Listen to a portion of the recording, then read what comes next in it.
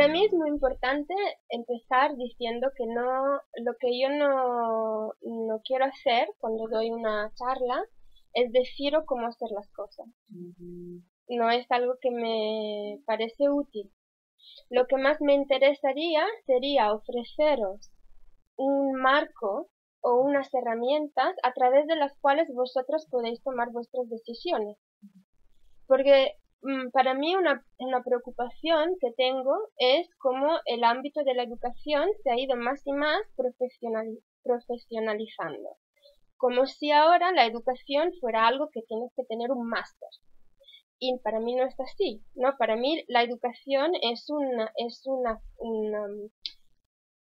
un proceso, porque educar es un proceso, que es intrínseco, implícito en el ser humano. Es implícito. No es algo que tenemos que aprender o que alguien nos tiene que decir cómo hacerlo bien. Para mí la cuestión más es que nuestra cultura ha fragmentado todos los ámbitos de la vida de un ser humano y lo ha sido eso, compartimentalizando, no sé si hay esta palabra, y profesionalizando. Por lo tanto, ahora si cualquier cosa que yo necesito hacer, tengo que ir a alguien que es un profesional de esto, ¿no? Cuando digamos que más en culturas más tradicionales éramos más capaces de gestionarnos, de autogestionarnos todos los ámbitos de nuestra vida.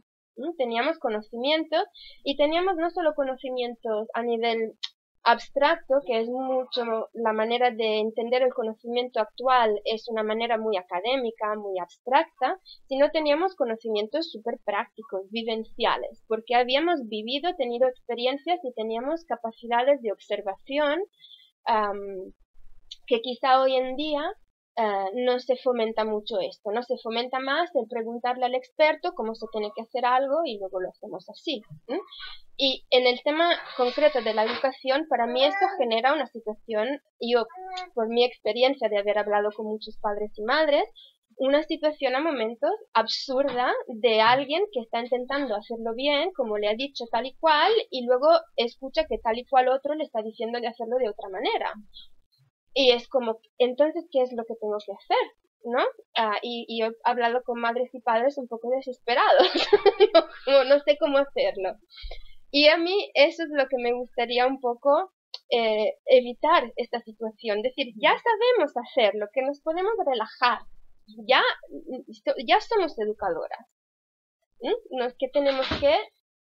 lo único sí es que obviamente, si es nuestro primer niño y no hemos tenido la experiencia de tener un contacto cercano con otros niños, quizás sí que hay cosas que realmente no tenemos una experiencia vivencial. Y entonces nos aporta escuchar la experiencia de otras personas, pero esto es algo que hacemos no a nivel de expertos, sino a nivel de compartir de forma horizontal. Y también eso, lo que para mí es muy importante, ¿no? Que cualquier decisión que vamos a tomar a nivel de cómo intervenimos o cómo no intervenimos o qué tipo de relación vamos a tener con los niños, para mí lo más fundamental es que entendamos cómo se desarrolla un ser humano. A partir de ahí, vamos a tomar decisiones que no siempre van a ser acertadas, porque así es la vida, pero tenemos un marco de referencia. Entendemos qué es lo que estamos intentando favorecer en cada momento. Y tomamos decisiones, luego vamos a ver qué pasa con esta decisión y vamos ajustando nuestra manera de hacer las cosas. Y eso es un proceso para mí. También resaltar que ser padres y ser madres quiere decir empezar un proceso de aprendizaje personal. No es que nosotros tenemos que ya saberlo todo para poder ser buenas madres, ¿no? Sino, no, es un proceso mutuo, de aprendizaje mutuo entre los niños y lo que ellos tienen que aprender y lo que nosotros tenemos que aprender para estar con ellos. Por lo tanto, en un proceso de aprendizaje, el error es, aparte que es inevitable, pero es muy importante. ¿no? Entonces me gustaría también un poco relajar este miedo que a veces podemos tener de hacerlo mal, ¿no? Porque si nos equivocamos y lo hacemos mal, parece ser que se acaba el mundo y no es así, ¿no? No es así, porque con cada error, si tenemos una actitud de reflexión y de predisposición a aprender, con cada error vamos aprendiendo algo.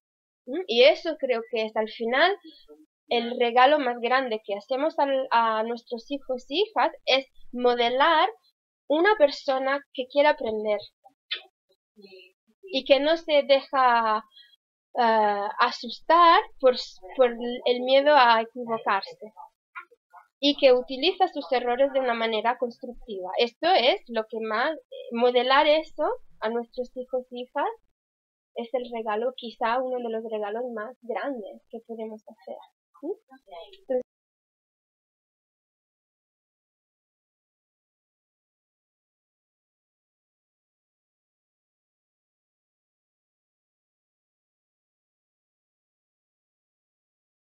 dentro de eso es algo que viene desde la pedagogía Waldorf. Desde esta mirada de la Waldorf entendemos primero de todo que el ser humano es un ser que tiene distintos ámbitos y distintas facetas. No solo la física, sino dentro de la pedagogía Waldorf entendemos que también el ser humano tiene una faceta emocional, una faceta intelectual y una faceta espiritual. Eso se contempla también dentro de la pedagogía Waldorf, que el ser humano es un ser también espiritual. Eso no quiere decir religioso, no está vinculado a una religión, pero sí contemplamos el hecho de que el ser humano de alguna manera tiene una parte de sí que parece tener un anhelo hacia algo que es más de lo que es puramente material. Y eso lo contemplamos dentro de cuando miramos a los niños. En la Waldorf, entonces, normalmente solemos hablar de tres facultades principales que tenemos como seres humanos, que son la facultad de hacer, la facultad de sentir y la facultad de pensar. Y entonces, siempre queremos tener en consideración entre estas tres capacidades a la hora de decidir nuestras intervenciones, o si, por ejemplo, dentro del contexto de la escuela, el currículum que vamos a presentar será un currículum que toma en consideración todo eso, no simplemente una parte, no, por ejemplo, solo la parte intelectual, que muchas veces es la que cobra más valor, ¿no? en nuestra sociedad. Entonces, esas son las tres facultades del ser humano, pero no es que están presentes todas desde el principio de la misma manera. Pasan por un proceso de desarrollo. Y el proceso de desarrollo tiene un orden que primero desarrollamos nuestro hacer, luego nuestro sentir y luego nuestro pensar. Eso no quiere decir que cuando estamos en la fase de desarrollar el hacer, no hay sentimiento, no hay emociones, no hay pensamiento. Obviamente no es así de rígido. Simplemente quiere decir que la facultad de sentir y la facultad de pensar todavía están como en una fase embrional. Es como el niño tiene una fase embrional dentro de nuestros cuerpos donde se está construyendo su cuerpo físico. Entonces, la parte embrional de esta facultad está dentro del cuerpo de la madre. Una vez que el niño se emancipa del cuerpo de la madre a través del nacimiento, su cuerpo físico se emancipa, pero su cuerpo emocional y su cuerpo astral, se llama dentro de la pedagogía Waldorf, que sería todo lo que tiene que ver con el pensamiento, todavía están viviendo de forma embriónica dentro del niño mismo. Necesitan como un tiempo de gestación. Entonces no es que no existan, pero están ahí como durmiendo dentro del niño. Lo que sí es importante es entender es que cada una de estas facultades para llegar a su momento de nacimiento y nacer bien, necesita que la fase anterior haya ido bien, ¿no? Es como un niño para nacer sano, etcétera, necesita que el embarazo había sido sano, que la madre haya tenido ciertos hábitos, que la salud de la madre haya sido buena para proporcionarle al niño también un cuerpo físico sano. Entendemos que este desarrollo tiene una fase de 7 años. Entonces, de 0 a 7 es la primera fase, desarrollo físico y del hacer. Desde los 7 a los 14, desarrollo emocional. Desde los 14 a los 21, desarrollo intelectual. Entonces, en esta fase, en cada una de ellas, es como si el protagonista de esta fase es el cuerpo físico, el cuerpo emocional, el cuerpo astral, pero obviamente los otros también están ahí. Y en la medida que vamos creciendo, cuando por ejemplo estamos con 21 años, realmente la idea es que en este momento hemos llegado a un punto de integración. Y nosotras, como seres adultos, que todavía estamos en una fase de desarrollo, nosotras también. Porque el desarrollo nunca termina, no es que a los 21 ya estamos hechos y ya está, ¿no? El desarrollo nunca termina, pero digamos que la parte más importante o más, no importante, esta no es la palabra adecuada, pero la más intensa, llega hasta los 21 y ahí esperamos que haya también, que se haya tenido un proceso de integración de las 3 facultades. Entonces nos vamos a centrar más en la parte, en el primer septenio, que es la parte, digamos, física, hacer. Entonces, ¿qué quiere decir esto? Quiere decir que, y esta fase también, como que la podemos entender en 2 partes. Hay una parte que es desde 0 a 3 y una que es desde 3 a 6. Porque claro, el desarrollo es como que tiene una parte inicial, luego una parte central donde hay mucho desarrollo y luego hay una parte de transición donde ya empezamos a orientarnos hacia la siguiente fase, ¿no? Entonces desde 3 a 6 ya el niño está en una fase de transición hacia la siguiente etapa. Y eso quiere decir que hay otros procesos en juego. Pero entonces, en la primera fase, que es de 0 a 3, que me imagino es la que os interesa más, ¿no? ¿Qué pasa ahí? Desde 0 a 3 tenemos un proceso de desarrollo que es lo más intenso que vamos a tener. Como seres humanos no vamos a tener un desarrollo así de intenso como lo que tenemos de 0 a 3. Porque en estos momentos, en estos años, lo que estamos haciendo es literalmente construir nuestro cuerpo físico. Y cuando digo construir lo entiendo de manera muy literal, no es metafórica, sino el niño está ocupado en un proceso de producir todos los materiales físicos necesarios para sus huesos, sus músculos, sus conexiones neuronales, sus dientes, etcétera, etcétera. Eso es un trabajo constante y os podéis imaginar que necesita mucha energía para poder hacer todo eso. Entonces el niño está realmente, el cuerpo es su centro, es su vehículo principal de interacción con el mundo. O sea, cualquier tipo de aprendizaje que el niño está teniendo en esta fase pasa por el cuerpo. No puede todavía pasar por ejemplo, el intelecto. Aunque eso no quiere decir que no hay una capacidad intelectual. Sí que la hay, pero repito, es una capacidad mucho más embrional. ¿Qué es lo que el niño necesita en este momento para que su desarrollo sea lo más sano y completo posible para prepararlo para la siguiente fase de desarrollo?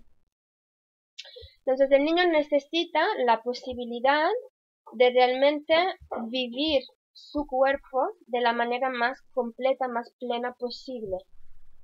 Necesita poder interactuar con el mundo a través de su cuerpo y como de alguna manera llenar su cuerpo.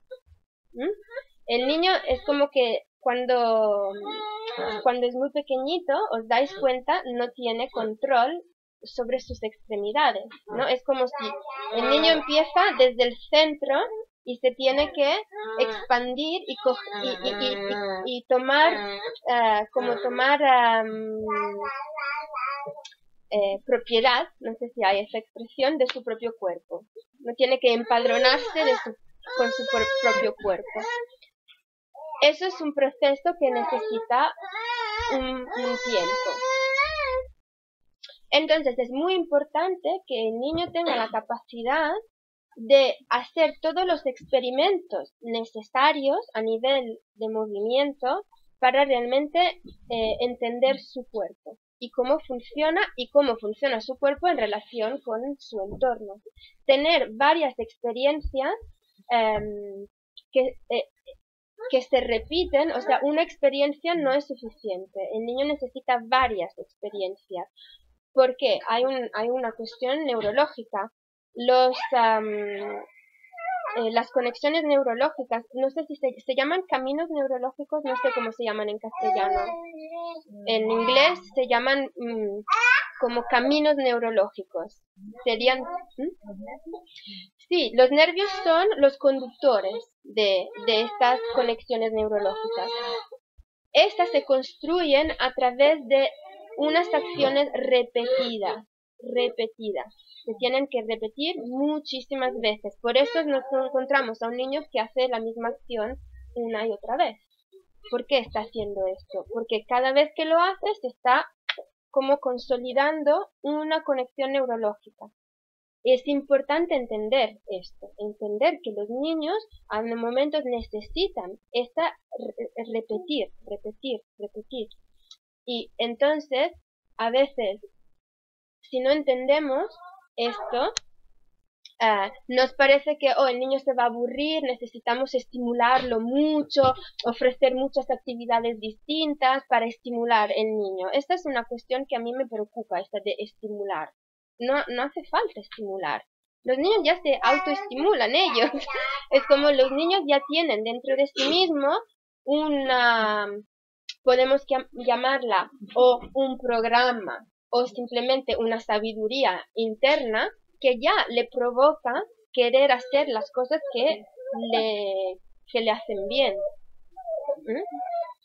Los niños ya lo tienen esto, no es que necesitamos estimularlos. Esto es como una visión, como si el niño fuera una cosa inerte que necesita un estímulo exterior. Eso para mí no responde a la realidad. El niño viene ya totalmente predispuesto y con todas las capacidades para poder aprender. Y lo que los niños quieren es aprender, no quieren otra cosa. Por lo tanto, no es que hace falta despertar su interés. Ya lo tienen.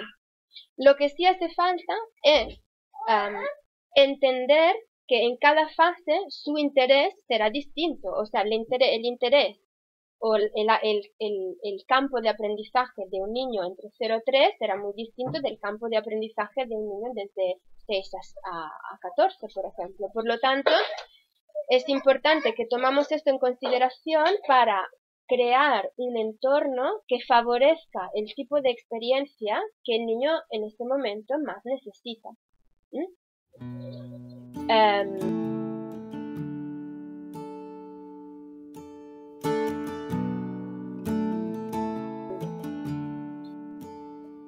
Entonces, para mí sí que es muy importante entender también que el aprendizaje es un proceso que siempre se da en relación con el entorno.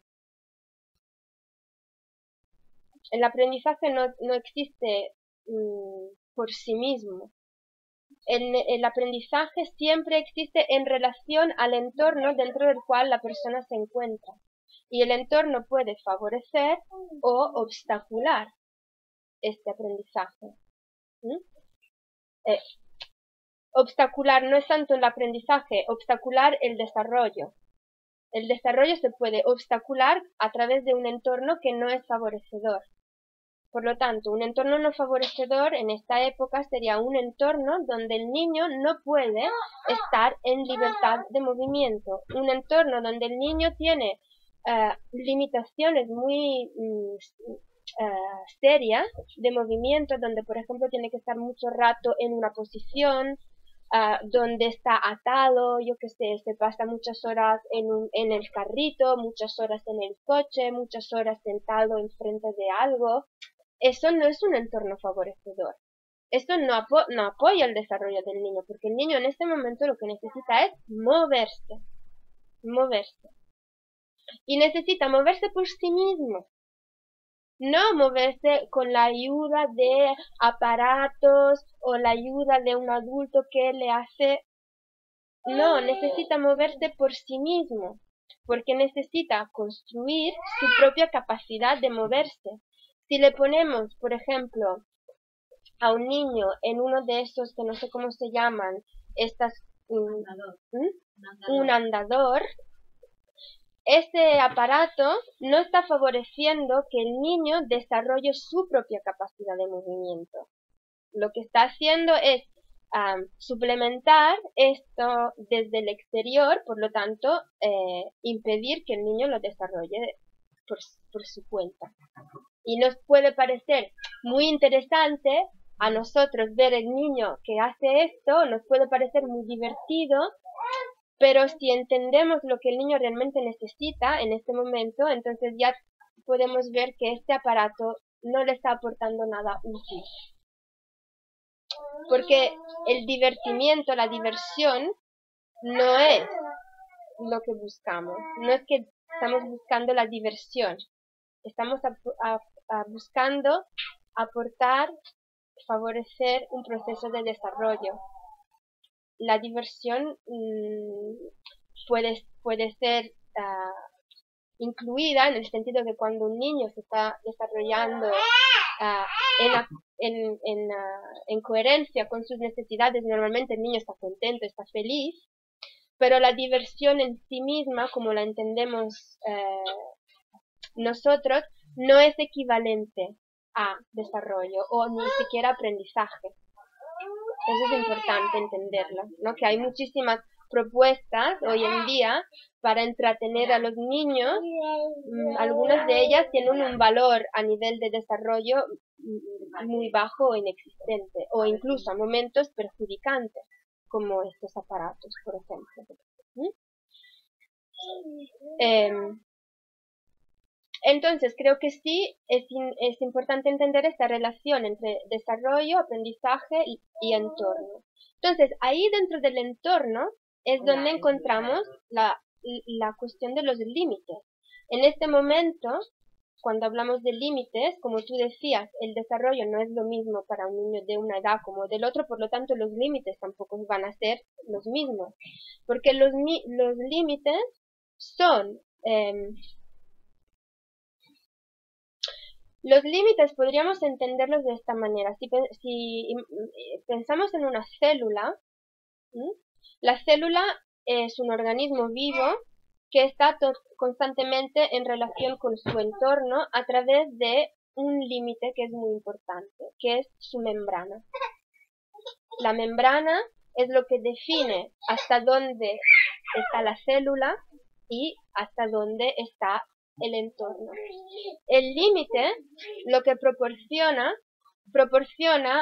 una posibilidad de interactuar con el exterior a través de un proceso de toma de decisiones. Entonces, ¿qué quiere decir esto? Quiere decir que en el momento en que yo me encuentro con el límite, me estoy encontrando con algo que no soy yo, es otra cosa, o es un algo físico, esto no soy yo.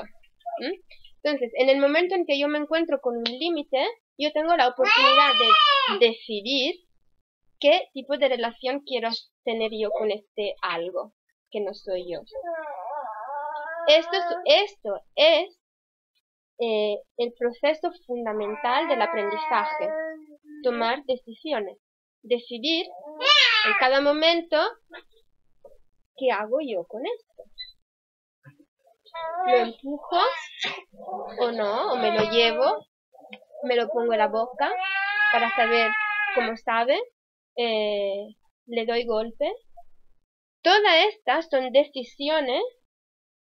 Cuando hablo de decisión no estoy diciendo el niño está ahí planeando, ¿qué hago? ¿Hago esto? No es este tipo de decisión, pero sí que es una decisión en el sentido de que me permite interactuar con mi exterior, con mi entorno, y me permite descubrir qué pasa cuando yo hago esto y qué pasa cuando yo hago el otro. Entonces estoy descubriendo leyes físicas, por ejemplo.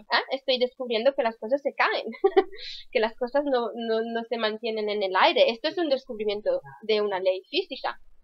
El niño lo está descubriendo ya. A esta edad ya está descubriendo leyes físicas de una manera totalmente vivencial.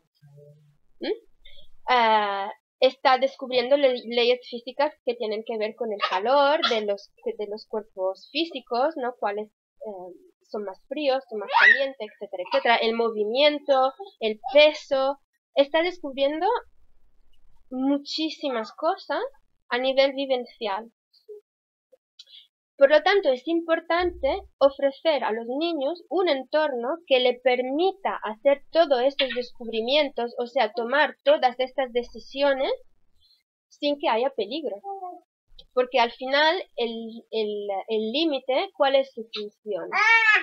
Aparte de la que acabo de explicar, la función del límite es eso, ¿no? Definir dónde estoy yo, dónde está mi entorno y qué tipo de relación quiero tener.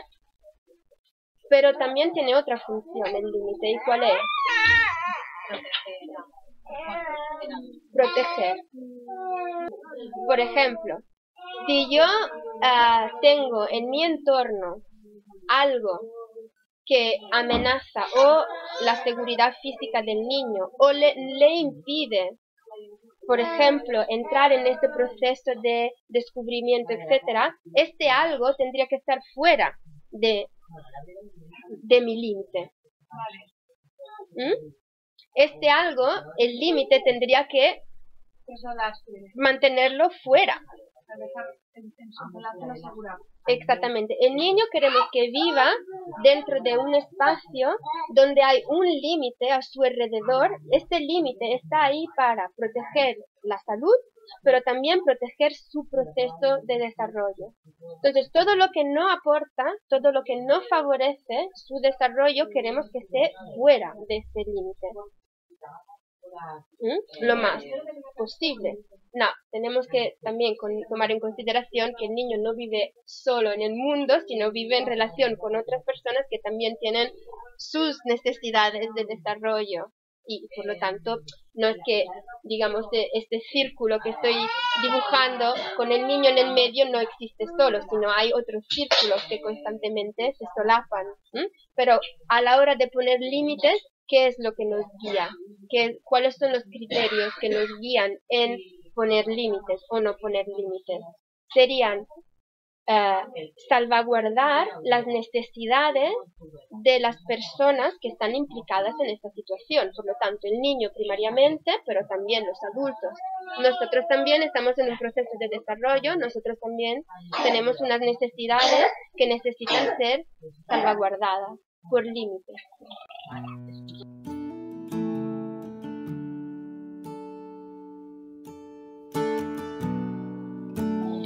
Y creo que ahí hay una cosa que Rebecca Ville dice que me parece súper interesante y súper útil a la hora de eso, ¿no? De guiarnos. ¿Qué es esto? Ella habla de amor y límites. Un límite, ¿desde dónde viene? El límite viene desde el amor. Yo pongo el límite desde el amor. Pero el amor, ¿hacia qué? o hacia quién. Nuestro amor es hacia el proceso. Amamos el proceso de desarrollo del niño. Que estos momentos es distinto de amar al niño. Porque amar al niño a momentos quiere decir no podemos soportar que el niño se encuentre en una situación de frustración o de dolor. No lo podemos soportar. Y entonces hacemos intervenciones para aliviar esta frustración o este dolor, porque nos estamos guiando por nuestro amor al niño. Si lo que amamos es su proceso de desarrollo, a momentos podemos entender que su frustración es muy útil, que él necesita sentir esta frustración, porque es a través de esta frustración que algo surgirá desde él mismo que le ayudará a solucionar el problema que tiene. Si no entendemos esto, estamos interfiriendo en su proceso de desarrollo.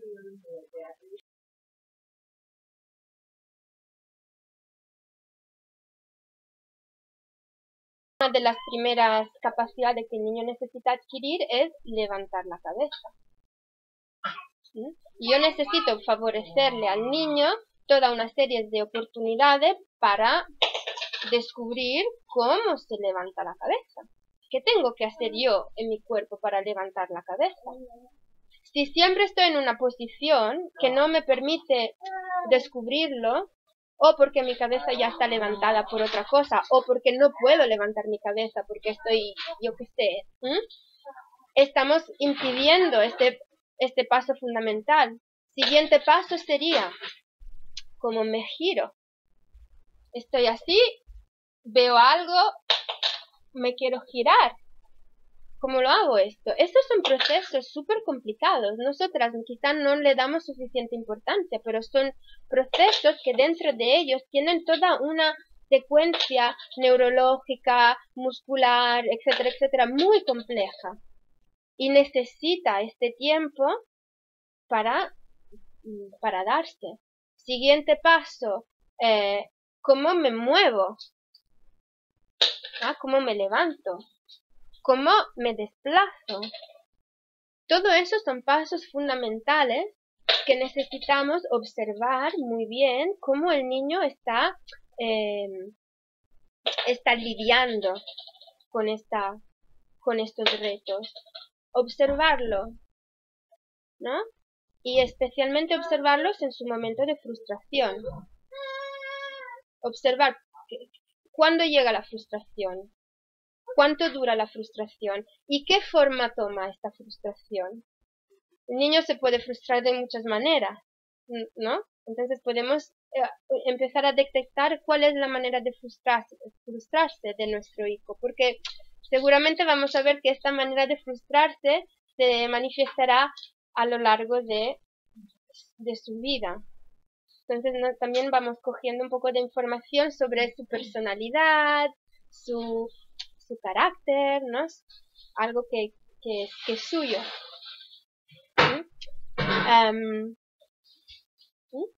Y entonces ahí nosotras mismas estamos en un proceso de aprendizaje, como decía anteriormente, porque en cada momento tenemos que tomar decisiones. Y tomar decisiones es uno de los pasos fundamentales para aprender. Si nunca tomamos una decisión, no podemos aprender.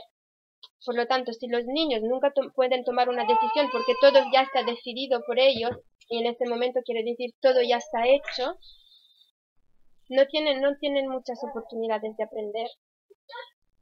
Pero también tenemos que entender que hay algunas decisiones que los niños no tendrían que tomar.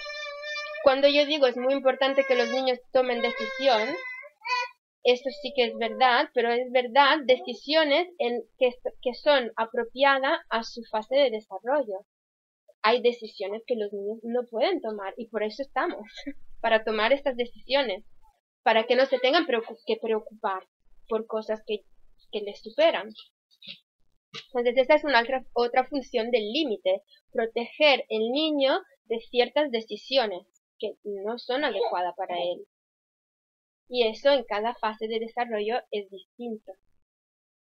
cuáles son las decisiones que es importante que el niño pueda tomar y que tenga la libertad de tomarlas y de ver qué pasa también, de cometer un error. Muy importante dejar que el niño cometa un error, muy importante dejar que el niño se caiga.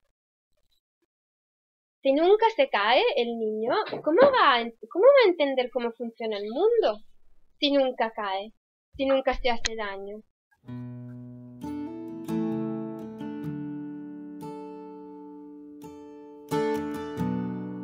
Yo no quiero que pongamos los niños en peligro. Quiero clarificar algo que es importante. Yo no estoy diciendo que nos quedamos así, mirando al niño que está frustrado. No, eso tampoco, ¿no? Entonces, me pongo a su altura, me implico en la situación, no lo estoy así mirando, no, me implico en su situación y le comunico empáticamente, estoy aquí. La frustración solo es útil cuando la frustración está impulsando la voluntad. Si el niño está demasiado cansado, esta frustración no está sirviendo de nada. Entonces, en este momento no tiene sentido dejar que el niño permanezca en esta situación de frustración. Entonces, en este caso, intervengo. Por ejemplo, ¿me explico? Por eso quiero decir, tenemos que observar, tenemos que entender lo que está pasando antes de intervenir. ¿Cómo está el niño? ¿Está demasiado cansado? ¿Está en una situación, le está doliendo algo, por lo tanto no puede hacer esto porque... ¿Me explico? Hay muchos factores que tenemos que tomar en consideración para poder decidir cómo responder.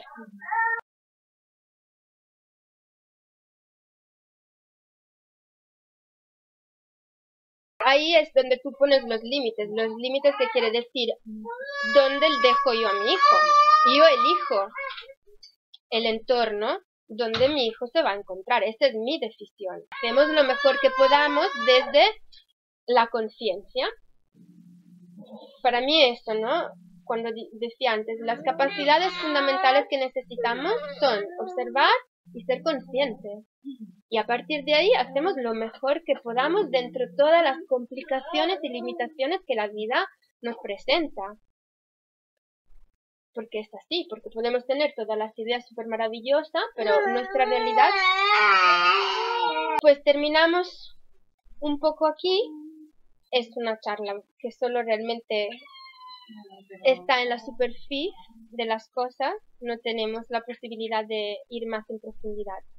Si os interesa más el tema, o si os interesa estar al día con mis propuestas, podéis coger una de mis tarjetas donde encontraréis mi dirección de web, de página web.